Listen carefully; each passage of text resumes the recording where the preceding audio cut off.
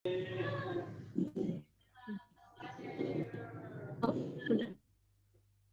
Udah ke-record belum? udah kan? Udah. Lalu, Aku mulai ya. Assalamualaikum warahmatullahi wabarakatuh. Yang kami hormati Ibu Natila Desi Kurtintias, SGZ MGC, dan Ibu Erni Rukmana, SGZ MSI, selaku dosen pengampu mata kuliah genetik penyakit tidak menular. Perkenalkan, kami dari kelompok 11 yang beranggotakan Putra Indah Sari Siahan, Ersa Angelia di Saraki, Indah Purnamasari, Jenica Simanulang, Lulul Farolah, Sinta Rodela, Siva Minhatun Niza, dan Saniatun Nahla al.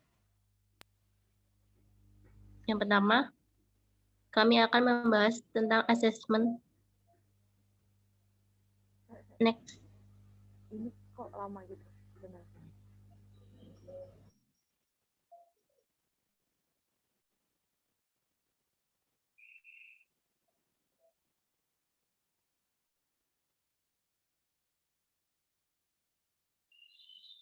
Yang pertama adalah asesmen, yang kedua adalah diagnosis gizi, yang ketiga intervensi, dan keempat monef.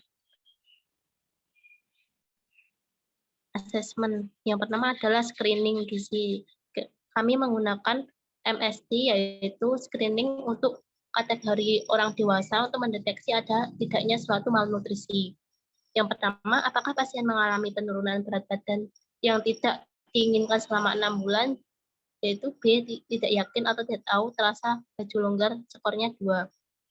Kemudian, apakah asupan makanan berkurang karena tidak nafsu? Jawabannya ya, yaitu skor 1. Jadi total skor screening MST adalah 3, yang berarti pasien beresiko menderita malnutrisi.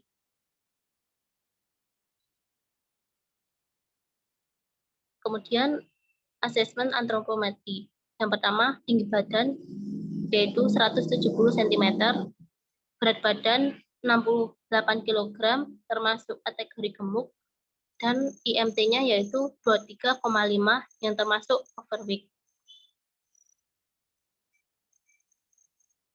Selanjutnya, asesmen biokimia, yaitu leukosit, hasilnya 15,23, nilai normalnya 3,8 sampai 10,6, yang berarti kategori tinggi. Yaitu selanjutnya HGB, hasilnya 13,59, termasuk kategori normal. Selanjutnya HCT 42,7%, kategori normal. TLT hasilnya 226, termasuk kategori normal. Selanjutnya GDA 369 gram per DL, termasuk kategori tinggi. Natrium 133,5 milimol per liter, kategori rendah. Kalium 3,32 milimol per liter, kategori rendah. Selanjutnya Cl 107,30 milimol per liter, kategori tinggi. Cr 1,59 mg per dl, kategori tinggi.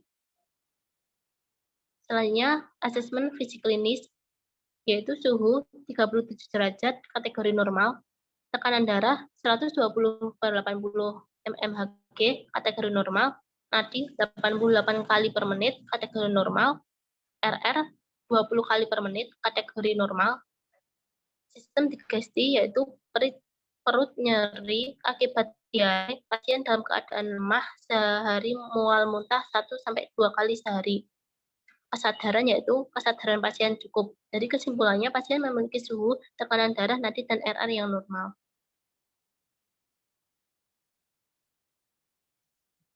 Selanjutnya, dietary history, FH 1.2.2.2, lauk yang biasa dikonsumsi berupa lauk nabati, yaitu tempe, tahu, lauk hewani berupa telur ayam, daging ayam, dan hati ayam, selingan snack berupa gorengan, keripik, senang sekali mengkonsumsi makanan yang manis, minuman yang sering dikonsumsi berupa kopi, teh tawar, dan Yakult. FH 1.2.2.3, Tuan P makan sehari 3 kali dengan lauk nabati dan hewani serta selingan yang dikonsumsi yaitu berupa keripik dan gorengan. Eva 3.131 penggunaan obat yaitu injeksi Apidra, injeksi Latus, injeksi Humalog, Loperamide, Prosogantab, Pamoltab, injeksi ciprofloxacin, Lumaglok mix, dan Hukrol. Injeksi insulin diberikan 2 kali setiap hari, yaitu pagi dan sore, serta mengkonsumsi suplemen vitamin jika merasa tubuhnya kurang fit. Hasil anamnesti makanan yaitu total energinya 147,53 kilokalori, terpenuhi 88%, lemak 57,37 gram, terpenuhi 104%, dan protein 52,2 gram, terpenuhi 70,16%, dan karbohidrat 251,23 gram, terpenuhi 84,4%. Selanjutnya, riwayat personal dari pasien, usia 57 tahun, jenis kelamin laki-laki, pekerjaan, pensiun TNI AL, riwayat penyakit, yaitu penyakit gastrointestinal akut dan diabetes mellitus hiperglikemia selama 12 tahun serta hipertensi sejak bulan Juli 2018. Sosial ekonomi, pasien termasuk ke dalam golongan ekonomi menengah ke atas. Riwayat obat, pasien mengkonsumsi obat antidiabetes dan insulin. Pasien rutin melakukan suntik insulin 3-4 kali sehari. Suntik insulin dilakukan sendiri oleh pasien di rumah.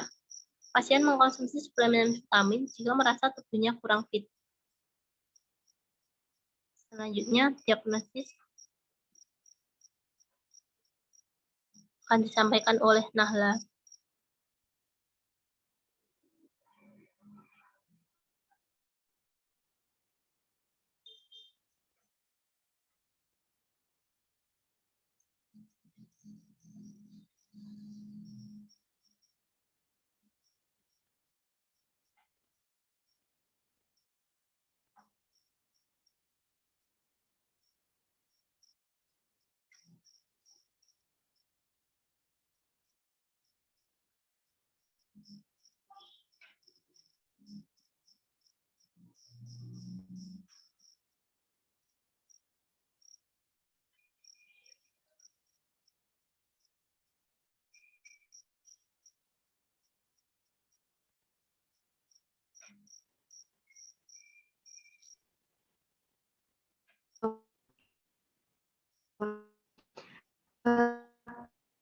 Aku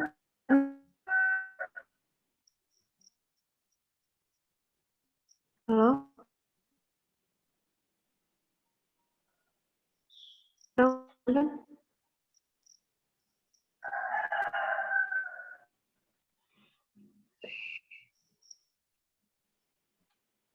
Ya, udah.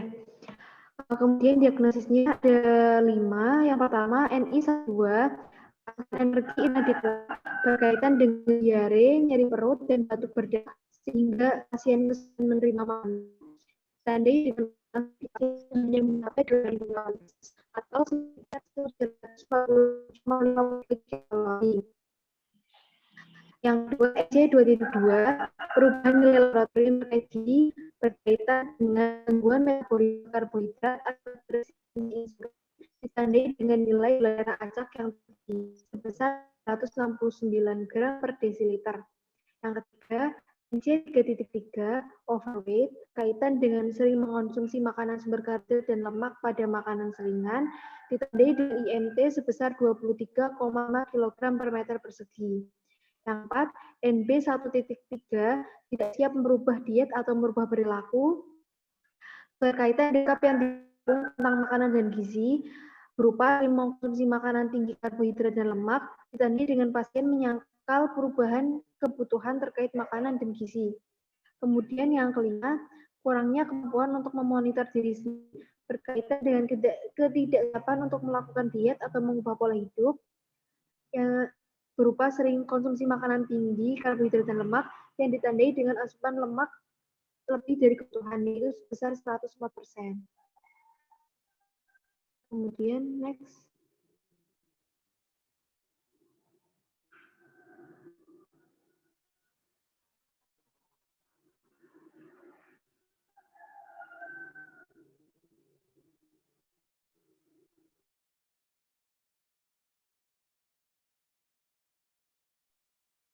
Selanjutnya ada intervensi. Yang pertama, tujuan dietnya untuk memperbaiki kebiasaan hidup dan olahraga untuk mendapatkan kontrol metabolik yang lebih baik. Yang kedua, tujuannya untuk menangani komplikasi akut penderita diabetes mellitus yang menggunakan insulin. Yang ketiga, untuk meningkatkan kesegaran secara keseluruhan melalui gizi optimal. Yang keempat, untuk menurunkan morbiditas dan mortalitas pada penderita diabetes mellitus.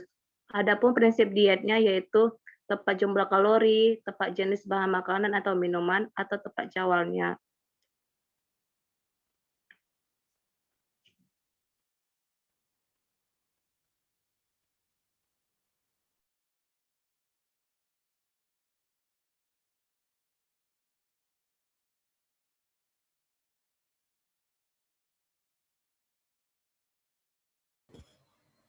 Syarat diet yang pertama ialah kebutuhan energi sesuai kebutuhan, yaitu 1984,5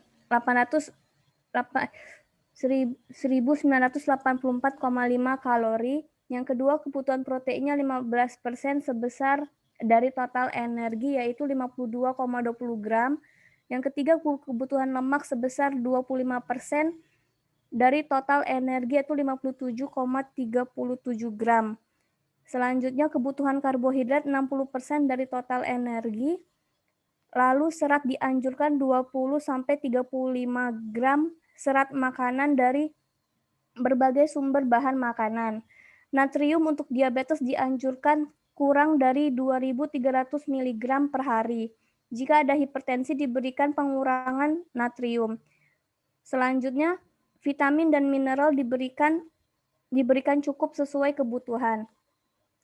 Preskripsi diet yang pertama, energi memiliki nilai sebesar 1984,5 kalori, proteinnya 52,20 gram, lalu lemak 57,37 gram, dan karbohidrat 251,20 gram. Di sini memakai rumus Broca, yaitu 90% dikali 170 cm dikurang 100 cm dikali 1 kilo sama dengan 63 gram. Yang dimana IMT-nya mempunyai nilai 23,5 kg meter persegi. Pria mempunyai 30 kalori per kilogram berat badan dibagi 30 kali 63 sama dengan 1890 kalori. Dengan usia mempunyai nilai 10% dikali 1890 sama dengan 189 kalori. Aktivitas fisiknya 10% dikali 1890 sama dengan 189 kalori. Faktor aktivitasnya 15% dikali 1890 sama dengan 283,5 kalori. Berat badan 10% dikali 1890 sama dengan 189 kalori. Total kebutuhan energi 1890 dikurang 189 ditambah 189 ditambah 283,5 dikurang 189 sama dengan 1984,5 kalori. Dengan terpenuhi 88%. Perhitungan kebutuhannya, protein 52,20 gram mempunyai nilai 52,20 gram dengan 15% dikali 1985 sama dengan 297,75 kalori dibagi 4 sama dengan 74,43 gram. Terpenuhi sebesar 70,16%. Lalu lemak mempunyai nilai 57,37 gram. 25% dikali 1985 sama dengan 496,25 kalori dibagi 9 sama dengan 55,13 gram. Terpenuhi sebesar 104%. Karbohidrat mempunyai nilai 251,23 gram. 60% dikali 1985 sama dengan 1191 kalori dibagi 4 sama dengan 267,75 gram, terpenuhi sebesar 84,4%.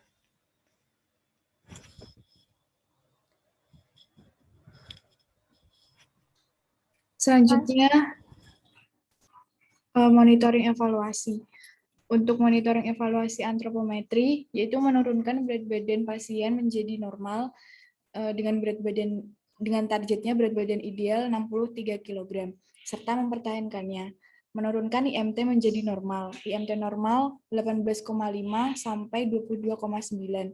Cut off point IMT Asia Pasifik. Kemudian biokimia, menurunkan kadar leukosit menjadi normal 3,89 sampai 10,6 ribu UL. Menurunkan kadar GDA menjadi normal kurang dari 200 mg per dl serta menjaga nilai lab tetap normal. Menaikkan kadar Na menjadi normal 135 sampai 147 mmol per liter. Menaikkan kadar kalium menjadi normal 3,5 sampai 5 mmol per liter. Menurunkan kadar Cl menjadi normal 95 sampai 105 mmol per liter. Menurunkan kadar CR menjadi normal 0,6 sampai 1,1 mg per dl. Asupan memantau jumlah asupan energi pasien hingga mencapai target yaitu 90 sampai dengan 100% dari total kebutuhan harian. Kemudian mengurangi konsumsi makanan tinggi lemak. Untuk monitoring evaluasi perilaku dan lingkungan, yaitu memberikan konseling kepada pasien untuk mengubah perilaku dan pola hidup agar menjadi lebih sehat.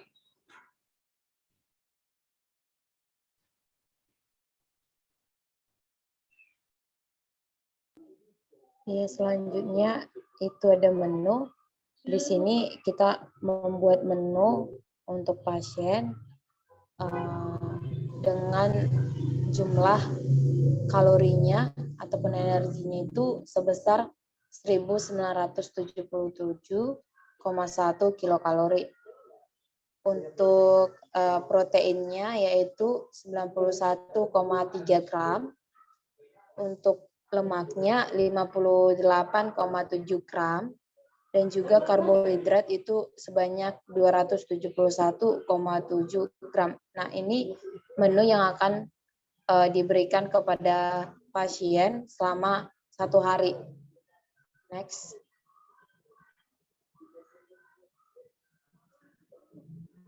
Selanjutnya itu di sini kita dari menu yang telah diberikan, nah kita melihat bagaimana persen total karbohidrat yang dikonsumsi pasien dalam setiap menu ataupun bahan makanan yang dikonsumsi. Nah, untuk IG, total persen karbohidratnya itu sebesar tercapai 100%, dan juga untuk jumlah IG ataupun itu 108, untuk sumbangan IG-nya itu 34,62. Selanjutnya itu glikemiknya sebesar 1684.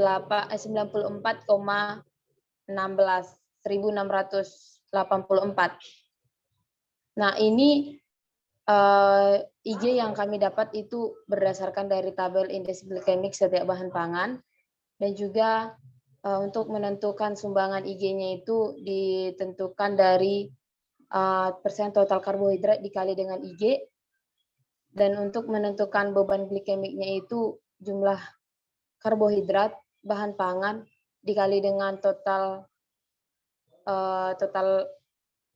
IG-nya dikali dengan indeks glikemiknya, dan dicapailah semua totalnya itu Untuk IG-nya seperti yang saya bacakan tadi. Dilanjutkan.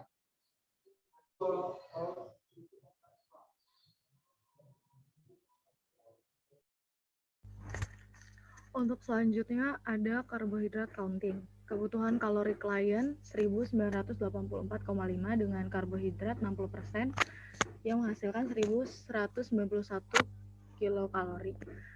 Sama dengan 297,75 gram. Gram KH menjadi unit karbing 297,75 dibagi 15 sama dengan 19,85 dan dibulatkan menjadi 20 karbing. Dibagi dalam 6 waktu makan, yaitu yang pertama sarapan. Kebutuhan karbohidrat kali 20% sama dengan 297,75 dikali 20% sama dengan 59,55 gram. Dengan angka karbing, sarapan mendapatkan 4 karbing. Selingan pagi, kebutuhan karbohidrat kali 10% sama dengan 29,775 gram dan angka karbingnya 2 karbing. Makan siang, kebutuhan karbohidrat kali 30% sama dengan 89,325 gram menjadi 6 karbing. Selingan sore dengan kebutuhan karbohidrat kali 10% sama dengan 29,775 gram dengan angka karbing 2 karbing. Makan malam, kebutuhan karbohidrat kali 20% sama dengan 59,55 gram. Makan malam dengan jumlah 4 karbing. Selingan malam, kebutuhan karbohidrat kali 10% sama dengan 29,775 gram. Selingan malam mendapatkan 2 karbing juga. Berikut waktu makan bersamaan dengan URT yang sudah kami hitung. Bahan makanan bubur nasi dengan karbohidrat 32 dengan ukuran rumah tangga. Nah, ukuran rumah tangga 1 gelas. Telur dadar dengan berat karbohidrat 0,7, 1 butir sedang. Tumis buah papaya muda 21 karbohidrat, 3 mangkok. Tahu 0,9 karbohidrat, setengah biji besar. Selingan kacang hijau 8,3, 4 sendok makan. Tepung susu skim 15,4, 6 sendok makan. Madu 4,1, 1 sendok makan. Makan siang nasi tim wortel kentang dengan ukuran rumah tangga 1,5 gelas. Semur daging 3/4 potong sedang. Sayur bayam jagung 3 mangkok. Tempe bacem 1 potong sedang, almond fresh 7 biji, kiwi fresh setengah buah, yogurt 1 gelas, nasi tim 1 gelas, salmon 1 potong, tofu fresh 1/4 gelas, sup kacang merah 3 mangkok,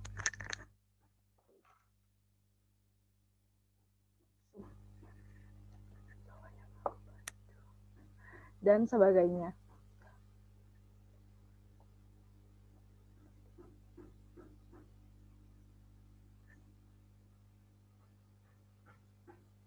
Sekian presentasi dari kami. Jika ada yang ingin ditanyakan, bisa melalui ruang Sipda untuk diskusi.